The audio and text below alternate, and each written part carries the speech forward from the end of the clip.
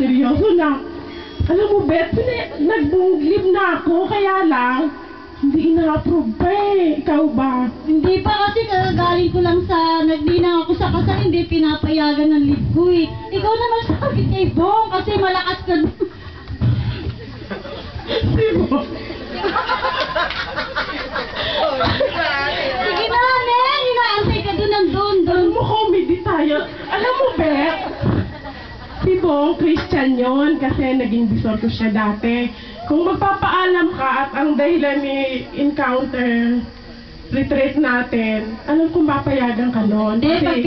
kinoconsider niya yun. Inaantay ko lang siyang medyo dumaan-daan. Pag dumaan, kakabatan ko na agad. Sasabihin ko, handa na yung leave, nakapirma na. Parang kasi nung isang taon ka pa maglilip, hindi mo pa pinapasa kasi. Hindi! Naghihintay lang ako ng pagkakataon. Pag dumaan, talagang papipirmahan ko na. Kaya, medyo... yung oras namin ah. Sige, balikan mo na lang ulit ako. Balikan mo na lang ulit ako bukas. Sige, dumaan ka sa bahay para malaman natin kung ano yung ano. Pero alam kong sa gawa ni Lord, makakasama tayo pareho. Oo nga, tama.